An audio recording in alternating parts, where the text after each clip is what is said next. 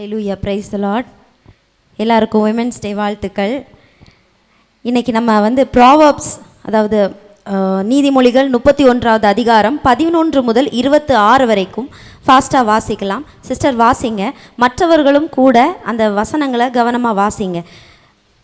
நீதிமொழிகள் 31வது அதிகாரம் 11வது வசனம் முதல் 26வது வசனம் வரை. புருஷனுடைய இருதயம் அவளை நம்பும், அவன் சம்பத்து குறையாது.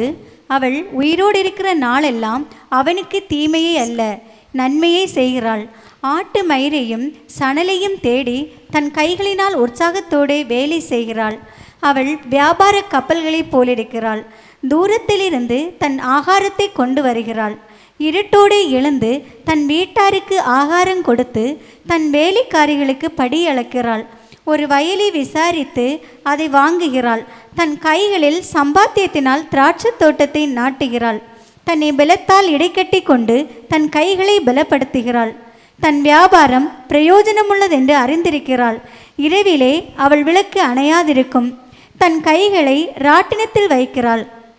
அவள் விரல்கள் கதிரை பிடிக்கும். சிறுமியானவர்களுக்கு தன் கையை திறந்து ஏழைகளுக்கு தன் கரங்களை நீட்டுகிறாள். தன் வீட்டார் அனைவருக்கும் ரெட்டுப்புரி உடுப்பியிருக்கிறதால் தன் வீட்டார் நிமித்தம் குளிருக்கு பயப்படாள். இரத்தின கம்பளங்களை தனக்கு உண்டு பண்ணுகிறாள். மெல்லிய புடவையும் இரத்தாம்பரமும் அவள் உடுப்பு. அவள் புருஷன் தேசத்து மூப்பர்களோடு நியாயஸ்தலங்களில் உட்கார்ந்திருக்கையில் பேர் பெற்றவனாயிருக்கிறான். மெல்லிய புடவைகளை உண்டு பண்ணி விற்கிறாள். கச்சிகளை வர்க்கரத்திடம் ஒப்புக்கிறாள். அவள் உடை பலமும் அலங்காரமுமாய் இருக்கிறது. வருங்காலத்தை பற்றியும் மகிழுகிறாள். தன் வாயை ஞானம் விளங்க திறக்கிறாள். தயையுள்ள போதயம் அவள் நாவின் மேல் இருக்கிறது. அவள் சோம்பலின் அப்பத்தை புசியாமல் தன் வீட்டு காரியம் எப்படி நடக்கிறது என்று கண்ணோக்கி இருக்கிறாள். அவள் பிள்ளைகள் எழும்பி அவள் பாக்கியவதி என்கிறார்கள். அவள் புருஷனும் அவளை பார்த்து, அநேக பெண்கள் குணசாலிகளாய் இருந்ததுண்டு, நீயோ அவர்கள் எல்லாருக்கும் மேற்பட்டவள் என்று அவளை புகழ்கிறான். போதும் சிஸ்டர், ஓகே. ஸோ இந்த வசனங்களை வாசிக்கும்போது ஒரு ஸ்திரீயை பற்றி இந்த வசனங்கள் பேசுது, அதுவும் குணசாலியான ஸ்திரீ. அதுக்கு முந்தின வசனம் 10வது வசனம் வாசிச்சிங்கன்னா, குணசாலியான ஸ்திரீயை கண்டுபிடிப்பவன் யார், அவளுடைய விலை முத்துக்களை பார்க்கிலும் உயர்ந்தது. முத்துக்கள்னா என்னது? அந்த காலத்தில், இன்னைக்கு நம்ம முத்துக்களுக்கு பெரிய வேல்யூ கொடுக்கறதில்ல. இந்த காலத்தில் நம்ம டைமண்ட்ஸு, கோல்டு இதுக்கெல்லாம் வேல்யூ கொடுக்குறோம். அந்த காலத்தில் டைமண்டை விட ரொம்ப வேல்யூவாக இருந்தது முத்துக்கள்.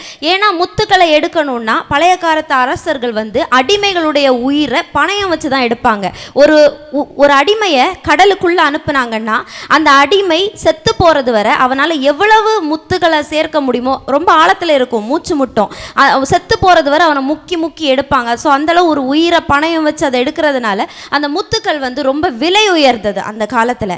அதனால ஒரு விலை உயர்ந்த பொருள் கூட ஒரு குணசாலியான ஸ்திரீயை கம்பேர் பண்றாங்க. இந்த மெசேஜ் பெண்களுக்குரிய மெசேஜா அப்படின்னு கேட்டாச்சுன்னா, இந்த சர்வீஸ் பெண்களுக்குரிய சர்வீஸ் கிடையாது, முழுக்க ஆண்களுடைய சர்வீஸ். எப்படின்னு பார்க்கலாம்.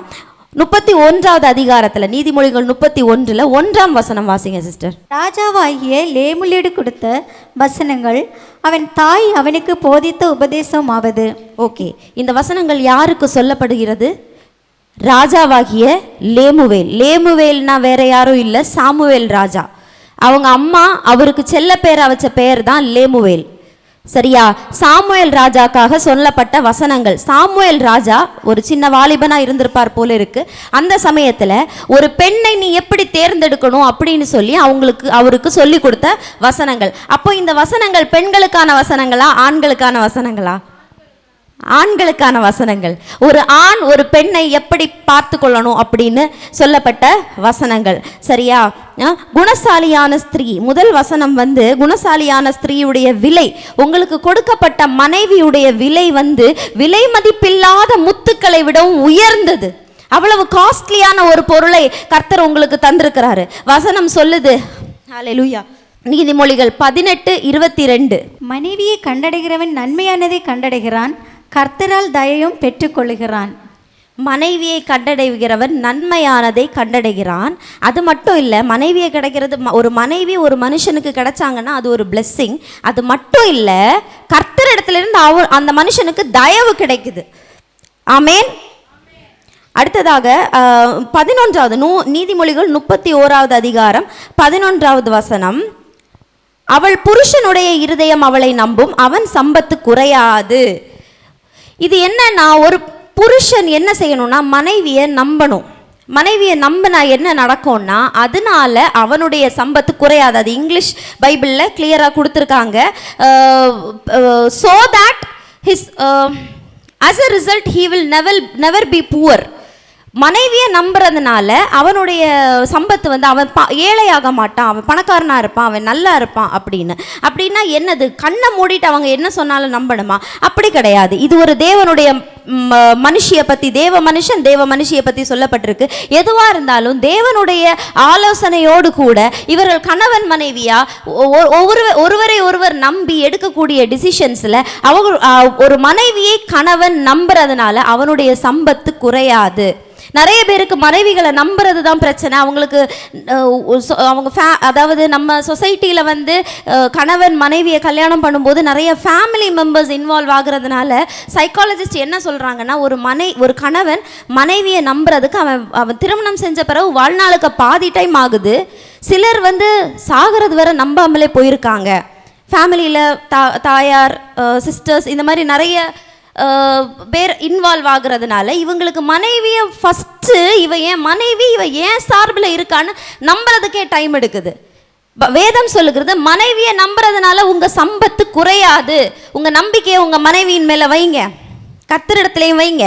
இது எல்லாமே கர்த்தருக்குள்ளே தான் நடக்கணும். நம்ம வாசித்த வசனங்கள் எல்லாமே எதையுமே கர்த்தருக்கு வெளியே பார்க்காதீங்க, கர்த்தருக்குள்ளே வைங்க. உங்கள் மனைவியை நம்புங்க. அவங்க ஏன் பட்சத்தில் இருக்கா, அவள் எனக்காக வாழ்கிறா, எனக்காக அவள் உழைக்கிறா, எனக்காக அவள் இருக்கிறான்னு அவளை நம்புங்க. நம்புறது மூலமாக உங்கள் வாழ்க்கையில் சம்பத்து குறையாதுன்னு யார் சொன்னா? நான் சொல்லலை, இல்லை ஏதோ சைக்காலஜி சொல்லலை, கர்த்தர் சொல்லியிருக்காரு உங்கள் சம்பத்து குறையாது. கர்த்தர் சொல்லியிருக்காரு பெண்கள் வந்து ஆண்களுக்கு கீழ்ப்படிய வேண்டும் அப்படின்னு சொல்லியிருக்காரு. எபேசியர் 5வது அதிகாரத்தில் 22, 23 வசனங்கள் இருக்குது. ஸோ ஃபினான்ஷியலி உயரணும்னா பெண்களை ஆண்கள் நம்பணும்னு நம்ம படித்தோம். ஆனால் வேதம் என்ன சொல்லுதுன்னா, பெண்கள் வந்து ஆண்களுக்கு கீழ்ப்படியணும் அப்படின்னு சொல்லுது. அப்போ இந்த ஒரு வசனத்தை வச்சு நிறைய பேருக்கு கன்ஃபியூஷன். நான் சொல்கிறதுக்கு எல்லாமே அவங்க கீழ்ப்படியணும், ஆனால் அப்படி பார்த்தாச்சுன்னா, டெக்னிக்கலி பார்த்தாச்சுன்னா இந்த ஆண்கள் சொல்கிறதுக்கு எல்லாமே கீழ்ப்படியும் அப்படின்னு பார்த்தாச்சுன்னா சில சமயம் குழப்பங்கள் வருது, சில சமயம் நிறைய பிரச்சனைகள். ஏன்னா சில சமயங்களில் தவறான விஷயத்தை ஆண்கள் சொல்லும்போது அதுக்கும் கீழ்ப்படியணுமா அப்படின்னு ஒரு கொஸ்டின் கூட வருது. அப்போ பார்க்கலாம் அதுக்கான வசனம் என்னன்னா, எபேசியர் 5:21வது வசனம் வாசிங்க. தெய்வ பயத்தோடு ஒருவருக்கொருவர் கீழ்ப்படிந்திருங்கள்.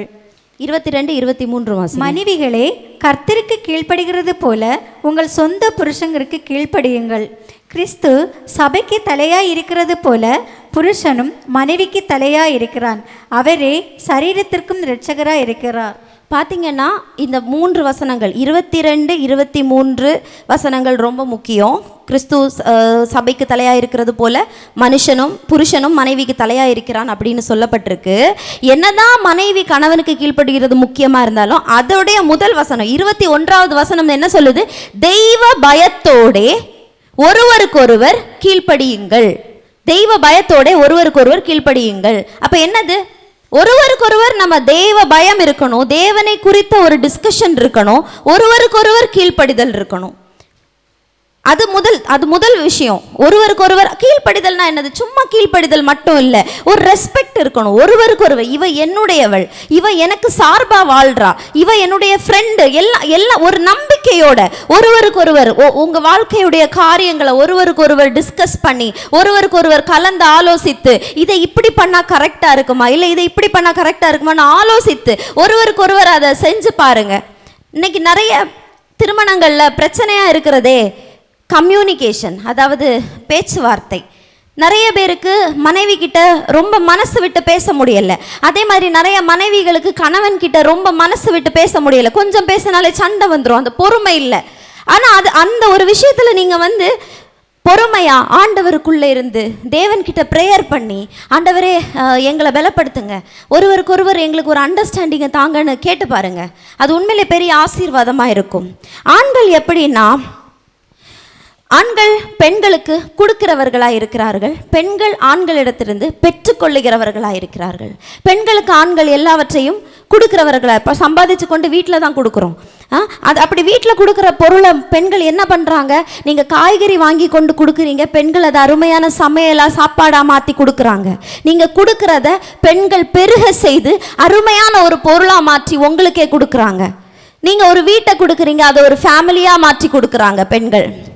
நீங்கள் ஒரு விதையை கொடுக்குறீங்க, உங்களுக்கு அருமையான குழந்தைகளை கொடுக்குறாங்க. ஸோ இதுதான் இந்த பெண்கள் வந்து இன்குபேட்டர்ஸ் மாதிரி. ஒரு விஷயத்தை உள்ளே வச்சிங்கன்னா அதை பெருக்கி பதப்படுத்தி உங்களுக்கே திரும்ப கொடுக்கக்கூடியவங்க. அதனால தான் இயற்கையாகவே பெண்கள் பெற்றுக்கொள்ளுகிறவர்களாக இருக்கிறார்கள், ஆண்கள் கொடுக்கிறவர்களாக இருக்கிறார்கள். அதனால் ஆண்கள் பெண்களுக்கு எல்லாவற்றையும் கொடுக்க வேண்டும். நிறைய ஆண்களுடைய புலம்பல், பெண்கள் நிறைய பணத்தை கேட்டுகிட்டே இருக்காங்க, எவ்வளோ கொடுத்தாலும் பத்தலை. பெண்களுக்கு கொடுங்க, தப்பில்லை. வெறும் பணத்தை மட்டும் இல்லை, எமோஷன்ஸையும் கொடுங்க. உங்கள் பாசிட்டிவான எமோஷன்ஸ், உங்கள் சந்தோஷத்தை கொடுங்க. நிறைய பேர் கல்யாண வீட்டுக்கெல்லாம் போனீங்கன்னா மனைவி கிட்ட வந்து சந்தோஷமாக பேச மாட்டாங்க. ஆனால் கல்யாண வீட்டிலலாம் போயாச்சுன்னா அவங்க ரிலேட்டிவ்ஸை பார்த்தோன்னா பயங்கர சந்தோஷமாக இருப்பாங்க. அந்த ஒரு எமோஷனை அவங்க மனைவி கிட்ட காட்டவே மாட்டாங்க. நான் சொல்கிறேன், அந்த எமோஷன்ஸை உங்கள் மனைவி கிட்ட காட்டுங்க. முதல்ல உங்கள் மனைவி அந்த சந்தோஷமான முகத்தை அனுபவிச்சிருக்கணும், அதுக்கப்புறம் தான் உங்கள் ரிலேட்டிவ்ஸ் அனுபவிக்கணும். அந்த சந்தோஷம், அந்த உற்சாகம், அந்த எனர்ஜி உங்கள் மனைவிக்குரியது. மனைவிக்கு கொடுங்க அந்த எமோஷன்ஸை. உங்கள் ஃப்ரெண்ட்ஷிப் முதல்ல உங்கள் மனைவிக்குரியது, அதுக்கு அப்புறம் தான் வெளியே. முதல்ல உங்கள் மனைவிக்கு கொடுங்க. ஏன் கொடுக்கும்போது அவங்க அதை பெருக பண்ணி பதப்படுத்தி உங்களுக்கே திரும்ப கொடுப்பாங்க. ஆமேன். உங்களுடைய இரக்கம், கைண்ட்னஸ், உங்களுடைய ரொமான்ஸ், உங்களுடைய லவ் உங்கள் மனைவிக்கு கொடுங்க. குடும்பம் சந்தோஷமாக இருக்கும், சந்தோஷத்தை அனுபவிப்பீங்க. உங்கள் டைம், நிறைய பேருக்கு டைம் கொடுக்க முடியல, வேலை அது இது. ஆனால் கண்டிப்பாக உங்கள் மனைவிக்காக டைம் ஒதுக்குங்க. ஒரு குறிப்பிட்ட டைம் ஒதுக்கி மனைவிக்குன்னு கொடுங்க அந்த டைமை. வாரத்தில் நான் இத்தனை மணி நேரம் கண்டிப்பாக, என்ன தான் பிஸியாக இருந்தாலும், எவ்வளவு தான் வேலை இருந்தாலும், இவ்வளவு மணி நேரம் என் மனைவிக்காக கொடுத்துருப்பேன். மனைவிக்கு கொடுங்க. பிள்ளைகளுக்கு கொடுக்கணும், ஆனால் மனைவிக்கு ஃபஸ்ட் ப்ரிஃபரன்ஸை வைங்க. என்ன கஷ்டமாக இருந்தாலும் முதல்ல மனைவிக்கு கொடுங்க. அவங்க உங்கள் வாழ்க்கைக்கு அருமையான காரியங்களை திரும்ப தருவாங்க. அவ்வளவு அருமையானவர்கள் உங்கள் மனைவிகள். உங்கள் ஞானத்தை மனைவிகள் இடத்தில் ஷேர் பண்ணுங்க. நம்ம சமுதாயத்தை பொறுத்த வரைக்கும் பெண்கள் நிறைய பேர் வந்து கொஞ்சம் ரிசர்வ்டாக வளர்ந்துருப்பாங்க. வீட்டில் வந்து ரொம்ப ஃப்ரீயாக விட்டுருக்க மாட்டாங்க. நிறைய விஷயங்கள் அவங்களுக்கு தெரிஞ்சிருக்காது. கொஞ்சம் பொத்தி வளர்த்துருப்பாங்க. நிறைய விஷயங்கள் தெரியாது. உங்கள் ஞானத்தை உங்கள் மனைவி கிட்ட கொடுங்க. உங்களுக்கு தெரிஞ்ச ஞானத்தை உங்கள் மனைவி கிட்ட ஷேர் பண்ணுங்க. ஏதோ ஒரு பிஸ்னஸ் தொடங்க போகிறோம், ஏதோ ஒரு தொழில் தொடங்க போகிறோம், மனைவி கிட்ட கலந்து ஆலோசிங்க. அவங்களுக்கு ஒரு விஷயம் தெரியலையா, அவங்களுக்கு கற்றுக் கொடுங்க, அவங்கள பதப்படுத்துங்க, அவங்கள பண்படுத்துங்க. அப்போ அந்த மனைவிகள் அவங்க உண்மையிலே வளருவாங்க. உங்கள் வாழ்க்கைக்கு அவங்க திரும்ப அந்த ஆசீர்வாதம் வரும். நீங்கள் கொடுக்குற ஆசீர்வாதம் பலுகி பெருகி திரும்ப உங்கள் வாழ்க்கையிலே வரும். கர்த்தர் அப்படியாக உங்களை ஆசீர்வதிப்பார். இது எல்லாமே கிறிஸ்துவுடைய உதவியோடு செய்யும்போது, எல்லாத்தையும் சமைச்சிட்டு கடைசியில் உப்பு மசாலா எல்லாம் போடலைன்னா எப்படி? எல்லாத்தையும் கிறிஸ்துவுடைய உதவியோடு செய்யும்போது உங்களுக்கு 100% குடும்ப வாழ்க்கை சக்ஸஸ்ஃபுல்லாக இருக்கும். ஆமேன். ஒரு ஆணுடைய வேலை வந்து ஒரு பெண்ணுடைய வாழ்க்கையில் ரொம்ப முக்கியமான ஒரு விஷயமா இருக்குது. திருமணத்திற்கு பிறகு ஒரு ஆணுடைய ரோல் வந்து ஒரு பெண்ணுடைய வாழ்க்கையில் ரொம்ப முக்கியம். ஏன்னா எபேசியர் 5ஆம் அதிகாரம் 25, 26, 27 வசனங்கள் வாசிக்கலாம். புருஷர்களே, உங்கள் மனைவிகள் அன்பு கூறுங்கள், அப்படியே கிறிஸ்துவும் சபையில் அன்பு கூர்ந்து தாம் அதை திருவசனத்தை கொண்டு தண்ணீர் முழுக்கினால் சுத்திகரித்து பரிசுத்தமாக்குகிறதற்கும் கரைதிரி முதலானவைகள் ஒன்றும் இல்லாமல் பரிசுத்தமும் பிழையற்றதுமான மகிமையுள்ள சபையாக அதை தமக்கு முன் நிறுத்திக் கொள்வதற்கும் தம்மை தாமே அதற்காக ஒப்பு கொடுத்தார். ஆமேன். ஹல்லேலூயா. இதில் புருஷர்களுக்கு ஆண்டவர் ஒரு கட்டளையை கொடுத்துருக்காரு, மனைவிகளில் அன்பு கூறுங்கள். பெண்கள் எப்பவுமே ரொம்ப உணர்ச்சி வசப்பட்டு சிந்திக்கக்கூடிய மூளையை உடையவர்கள். கர்த்தர் அவர்களுக்கு ஒரு மூளையை கொடுத்துருக்காரு. அந்த மனம் எப்படிப்பட்ட மனம் என்றால் அவங்களுக்கு வந்து உணர்ச்சி வசம் பட்டு அதிகமான உணர்ச்சி வசங்களை பிரதிபலிப்பாங்க. ஆண்களுக்கு ஒரு விதமான மூளை இருக்குது, அது அப்படி கிடையாது. அது உணர்ச்சி வசப்படாது. என்னென்ன விஷயங்கள் உண்டோ அதை கரெக்டாக யோசிக்கும், பாயிண்டை மட்டும் யோசிக்கும். ஆனால் பெண்கள் அப்படி கிடையாது, அவங்களுக்கு உணர்ச்சிகள் ரொம்ப அதிகமாக இருக்கும். அதனால் பெண்கள் கிட்ட பேசும்போது ஆண்கள் எப்படி பேசணும்னா ஒரு உணர்ச்சி அவங்களுக்கு புரிகிறது மாதிரி நிறைய உணர்ச்சியோட பேசுங்க.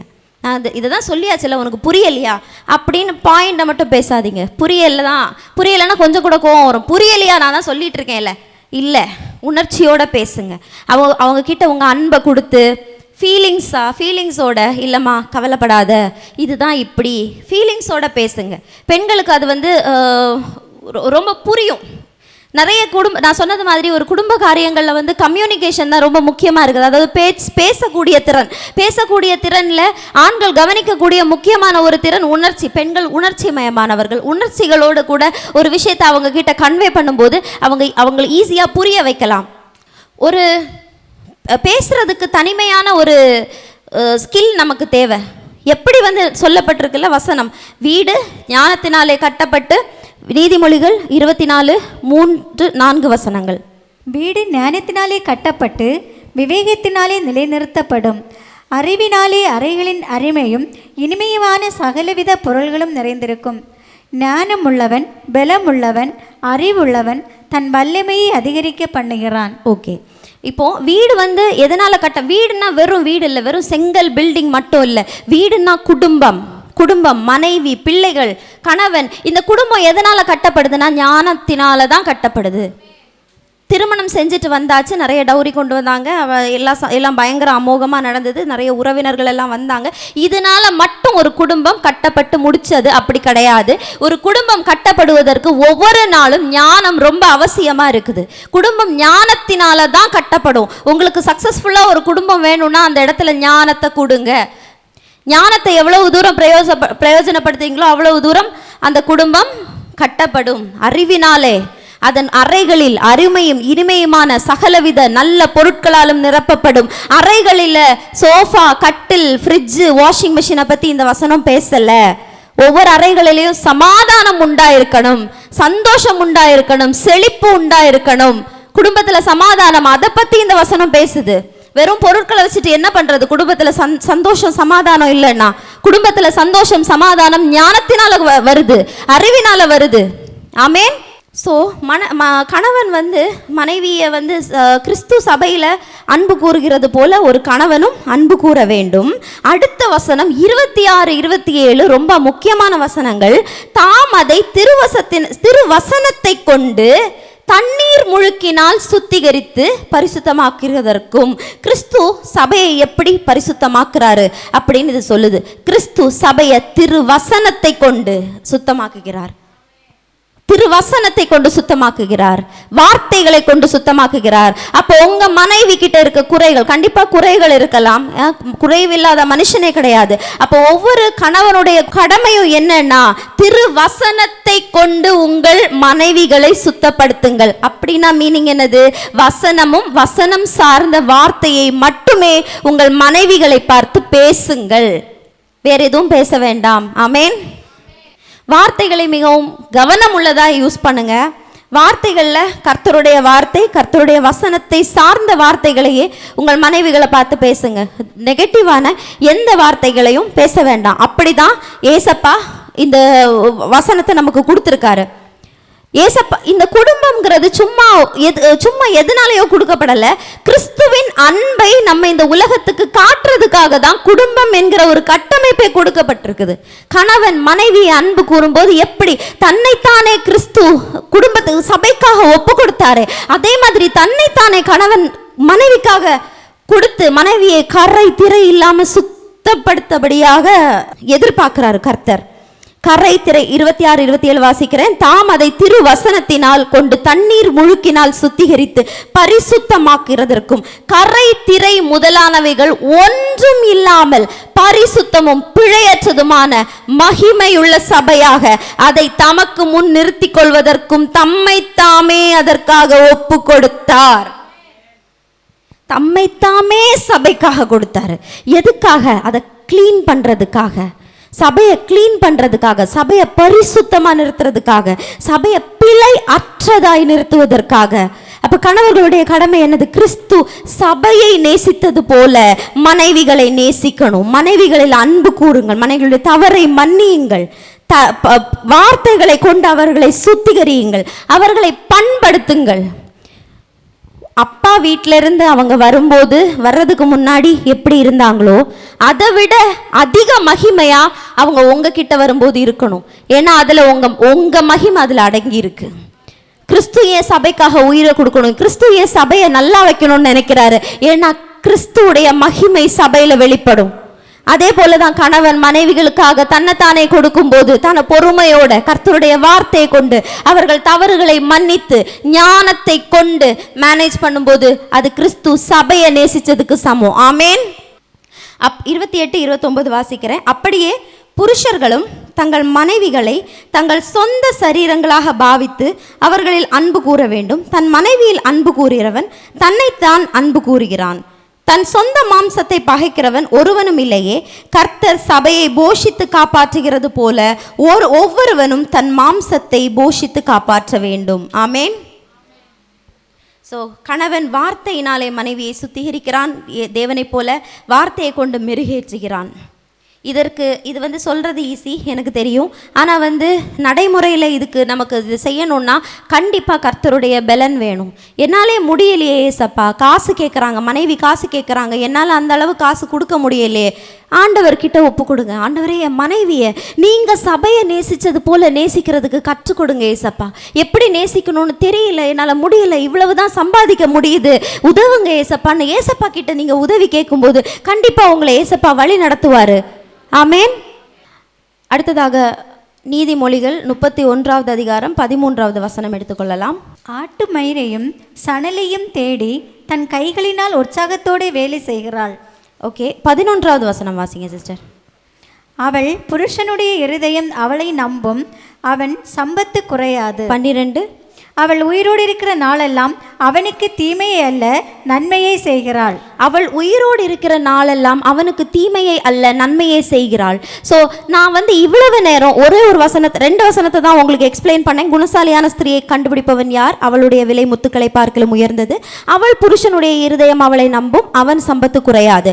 இந்த 2 வசனங்களும் எபேசியர் 5 கூட கனெக்ட் ஆகும். ஒரு கணவன் எபேசியன் 5ஆம் வசனத்தில் கொடுத்துருக்கிறது படி தன்னுடைய மனைவியை பண்படுத்தி அவளை ஸ்பெஷல் ஆக்கி அவள்கிட்ட தன்னுடைய ஞானங்களை பகிர்ந்து கொண்டு அவளை இன்னும் மெருகேற்றி இன்னும் அழகுபடுத்தி இப்படி அவங்கள நேசிக்கும் போது என்ன நடக்கும்னா, இந்த பெண் மாறுகிறாள். தன்னுடைய தகப்பனார் வீட்டிலிருந்து வந்ததை விடவும் தன்னுடைய கணவனோடு கூட இருக்கும்போது அவளுடைய குணங்கள் மாறுபடுகிறது, அவளுடைய பழக்க வழக்கங்கள் மாறுபடுகிறது, அவளுடைய மகிமை மாறுகிறது.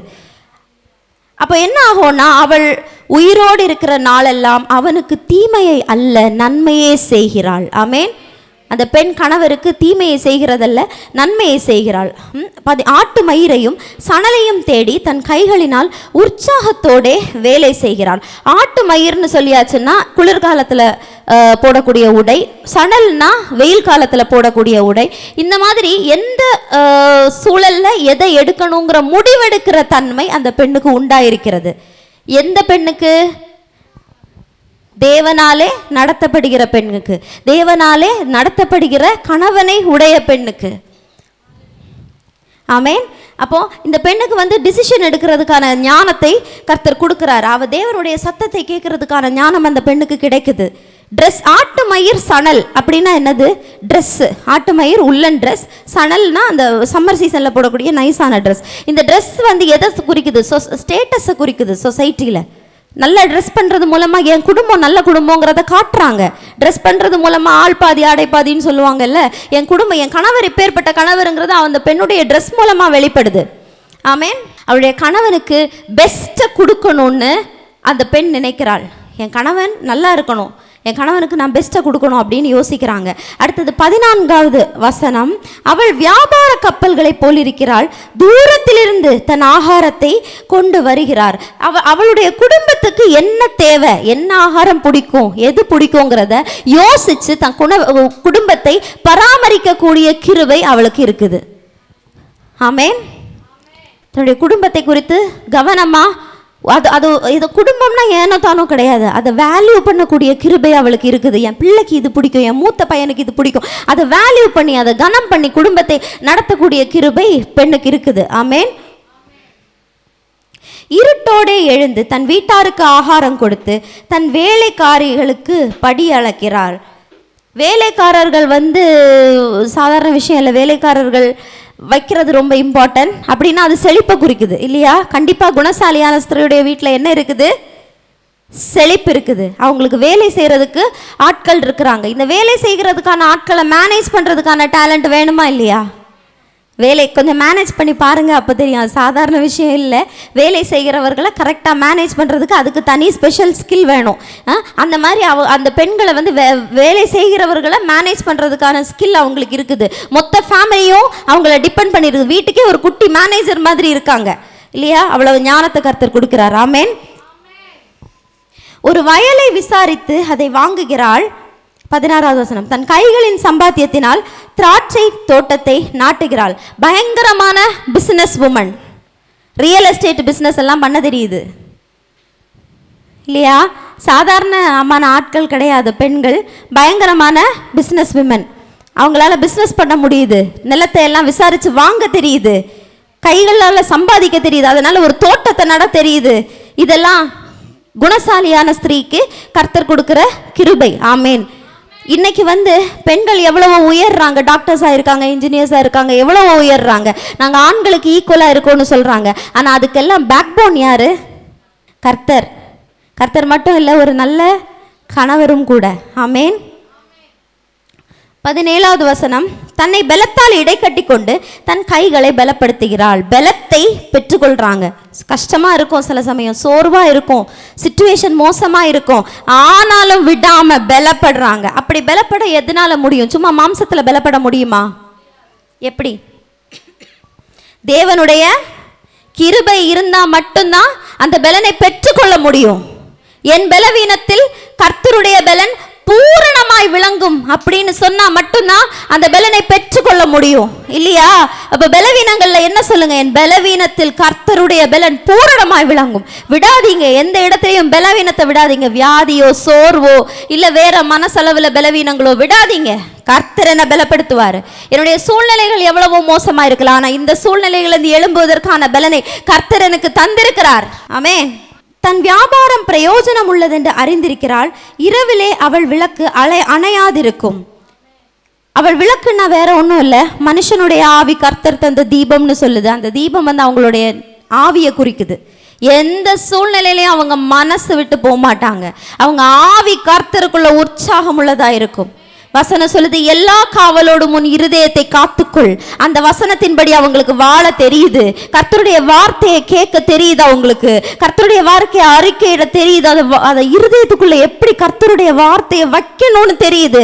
அந்த வார்த்தை மூலமா பலனை பெற்றுக்கொள்ள தெரியுது. அதை விசுவாசிக்க தெரியுது. இருதயத்திலிருந்து ஜீவ ஊற்று புறப்படும்னு அவங்களுக்கு தெரிஞ்சிருக்குது. அதுதான் குணசாலியான ஸ்திரீ. ஆமேன். தன் கைகளை ராட்டினத்தில் வைக்கிறாள். அவள் விரல்கள் கதிரை பிடிக்கும். வேலை செய்யும் போது இருக்கிற பலனை பற்றி இந்த வசனம் பேசுது. வேலை செய்யும் போது பலனை கர்த்தர் நமக்கு கொடுக்கிறார். எல்லாருக்குமே சோர்வுகள் இருக்கும், டயர்ட் இருக்கும், வியாதிகள் இருக்கும். ஆனால் கர்த்தர் அதையெல்லாம் உடைச்சு அந்த பெண்ணுக்கு பலனை கொடுக்கிறார். ஆமேன். சிறுமையானவர்களுக்கு தன் கையை திறந்து ஏழைகளுக்கு தன் கரங்களை நீட்டுகிறார். முடியாதவங்க ஏழைகளுக்கு கொடுக்கறது மட்டும் இல்லை, வார்த்தையை கொடுக்கறதும் அவங்க வேலை. குணசாலியான ஸ்திரீங்கிறது தேவனுடைய மனுஷியா இருக்கிறாள். கர்த்தருடைய வார்த்தையை கொண்டு ஏழைகளுக்கு ஊழியம் செய்ய அவங்களுக்கு தெரியும். ஆமேன். தன் வீட்டார் அனைவருக்கும் இரட்டை புரை உடுப்பு இருக்கிறதுனால் தன் வீட்டார் நிமித்தம் குளிருக்கு பயப்படார். பயம் இல்லாத ஒரு மனது அவங்களுக்கு. குணசாலியான ஸ்திரீக்கு பயம் இல்லாத ஒரு இருதயம். கர்த்தர் உங்க இருதயத்திலிருந்து பயத்தை என்ன செஞ்சிருக்காரு? நீக்கி போட்டிருக்காரு. உங்களுக்கு பயமுள்ள ஆவியை கொடாமல் பலமும் அன்பும் தெளிந்த புத்தியும் உள்ள ஆவியை கொடுத்திருக்கிறார். 23வது வசனம், அவள் புருஷன் தேசத்து மூப்பர்களுடைய நியாயஸ்தலங்களில் உட்கார்ந்திருக்கையில் பெயர் பெற்றவனாயிருக்கிறான். அவள் நிமித்தம், அந்த பெண்ணு நிமித்தம் கணவருக்கு என்ன இருக்குது? பெருமை உண்டாயிருக்கிறது. ஊர்ல 4 பேர் மத்தியில உட்கார்ந்திருந்தா என்ன இருக்குது? மரியாதை இருக்குது, பெயர் உண்டாயிருக்குது இல்லையா? கர்த்தர் அந்த அளவுக்கு அந்த குணசாலியான ஸ்திரியை உயர்த்துகிறார். ஹல்லேலூயா. மெல்லிய புடவைகளை உண்டு பண்ணி விற்கிறாள், கச்சைகளை வர்த்தகரிடத்தில் ஒப்புவிக்கிறாள். பிஸ்னஸ் உமன் சொன்னது போல வியாபாரம் செய்ய தெரியுது, பணம் சம்பாதிக்க தெரியுது, குடும்பத்துக்காக கொண்டு வரணும், குடும்பத்துக்காக உழைக்கணும், காசு கொண்டு வர தெரியுது. அந்த விதமாய் கர்த்தர் அவங்கள ஆசீர்வதிச்சிருக்கிறார். அவள் உடை பலமும் அலங்காரமாய் இருக்கிறது, வருங்காலத்தை பற்றியும் மகிழுகிறாள். வருங்காலத்தை பற்றின கவலை அவளுக்கு இல்லை. உள்ளுக்குள்ள ஒரு பலன் இருக்குது. உள்ளுக்குள்ள இருக்கிற பலன் கர்த்தரால மட்டும்தான் கொடுக்க முடியும். கர்த்தருடைய மனுஷியா இருக்கிறாள்.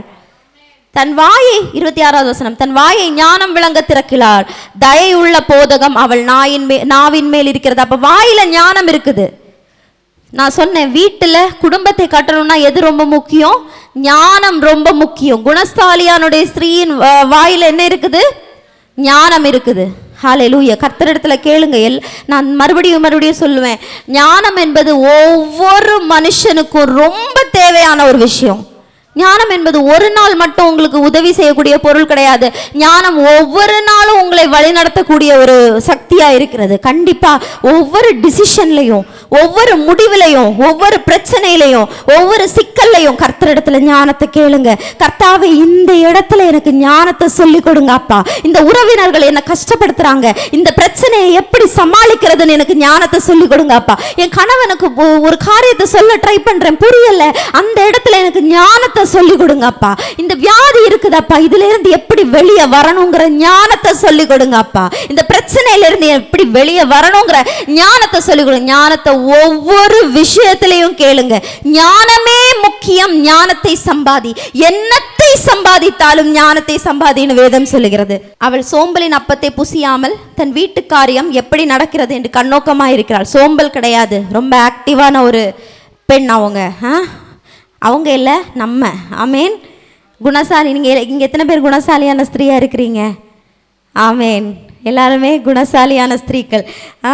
இது நம்மளை பற்றி தான் பேசுது. அவள் பிள்ளைகள் எழும்பி அவளை பாக்கியவதி என்கிறார்கள். எழும்பினா வளர்ந்து, பிள்ளைகள் கொஞ்சம் வளரும் போது அவங்களுக்கு தெரியுது, எங்கள் அம்மா பாக்கியவதி, எங்கள் அம்மா சாதாரண அம்மா இல்லை, அவங்க மேலே என்னமோ இருக்குது. ஆமேன். அநேகம் பெண்கள் குணசாலிகளாய் இருந்ததுண்டு. நீயோ அவர்கள் எல்லோருக்கும் மேற்பட்டவள் என்று அவனை புகழுகிறான். இது ஒவ்வொரு கணவருக்கு மேலே உள்ள ஒரு கடமை. மனைவியை பார்த்து பேசுங்க. அநேகம் பெண்கள் குணசாலியாக இருந்ததுண்டு, நீயோ அவைகள் எல்லாவற்றிலும் மேற்பட்டவள். ஒவ்வொரு கணவருக்கும் அவங்க மனைவி ஸ்பெஷல் இல்லையா? ஒவ்வொரு கணவருக்கும் உங்கள் மனைவி தான் உங்களுக்கு ஸ்பெஷல். உங்கள் மனைவியை பார்த்து பேசுங்க. நீ குணசாலியான ஸ்திரீ. அருமையான வார்த்தைகள் அவங்க மேலே பேசுங்க. ஆமேன். சௌந்தரியம் வஞ்சனை உள்ளது, அழகும் வீண். கர்த்தருக்கு பயப்படுகிற ஸ்திரீயே புகழப்படுவாள். அவள் கைகளின் பலனை அவளுக்கு கொடுங்கள், அவளுடைய செய்கைகள் வாசல்களில் புகழ கடவது. ஆமேன். கர்த்தர் இங்கே நம்ம எல்லாரையும் குணசாலியான ஸ்திரீயாக வைத்திருக்கிறார். நமக்குள்ள சோம்பல் இல்லை. இந்த வார்த்தைகளை சொல்லி அறிக்கையிடுங்க. நமக்குள்ள சோம்பல் கிடையாது. நமக்கு ஞானம் உண்டாயிருக்கிறது. நமக்குள்ள பலவீனம் கிடையாது. ஆமேன். குணசாலியான ஸ்திரீயாய் இருக்கிறீர்கள். ஹல்லேலூயா. கர்த்தர் உங்கள் எல்லாவரையும் ஆசீர்வதிப்பார். இந்த உமன்ஸ் டே தினத்தன்று உங்கள் எல்லாவரையும் நான் கர்த்தருக்குள்ள ஆசீர்வதிக்கிறேன். கர்த்தர் உங்கள் கூட இருப்பார், உங்களை பலப்படுத்துவார், பலத்தினால் இடை கட்டுவார். ஆமேன். தேங்க்யூ. கர்த்தர் உங்களை ஆசீர்வதிப்பாராக.